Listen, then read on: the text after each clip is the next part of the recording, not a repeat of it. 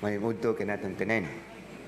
Last Sunday, we started on the reflection on Jesus as the Good Shepherd in the celebration of the Good Shepherd Sunday, wherein we consider this as the most pastorally oriented image of the Lord in the image of being the Good Shepherd.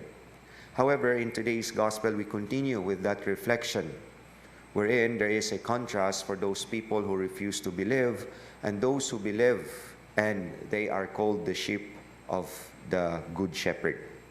And for those who believe, they hear the voice of God, for Jesus knew them, and they follow the Lord.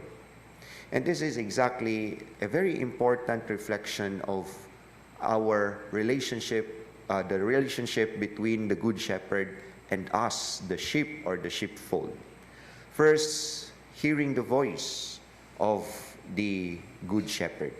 And this entails that someone calls, because before we hear someone who calls us, there must be the precedence that someone is calling out. Kay kung na tayo maingon ka na kay nadungog, unyang imong kauban way nadungog, mura maingon siguro imong kauban nga giungo na ka, no? Or gimino na siguro ka pamali sa imong sinina, no? And here we know that it is God who calls us to Himself. And this is an invitation to intimacy, because the Lord calls us to Himself because He wants to share with His divine life with us. And He opens up His very life and giving and sharing the life of God to those who hear Him. And secondly, knowing, in the biblical world, this is not just the same understanding as we understand it today with the word to know, where it's something to do with the speculative activity of the mind, but in the biblical sense, to know is to enter into an intimate relationship. To know is equivalent to love. And that is why in the Annunciation, when the angel Gabriel proclaims to the Blessed Virgin Mary that she will become the Theotokos, the Mother of God, and the response of the Blessed Virgin Mary is, how can this be, since I do not know man? No?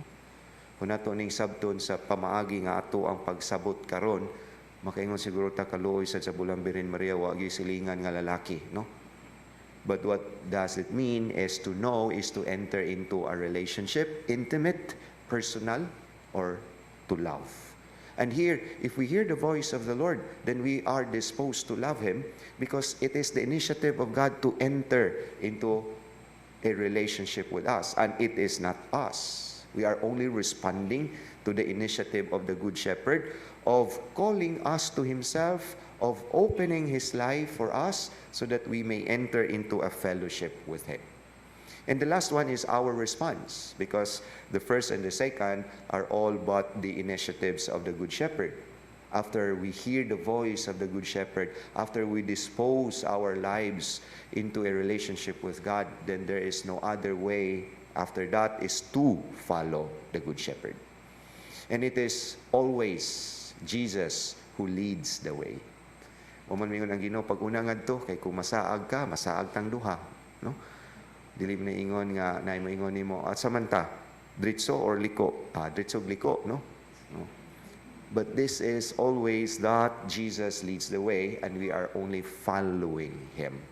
And we will never get wrong whenever we follow the voice of the Good Shepherd, when we dispose our lives into a relationship with Him, and our following Him is our discipleship, is our way of giving ourselves to Him.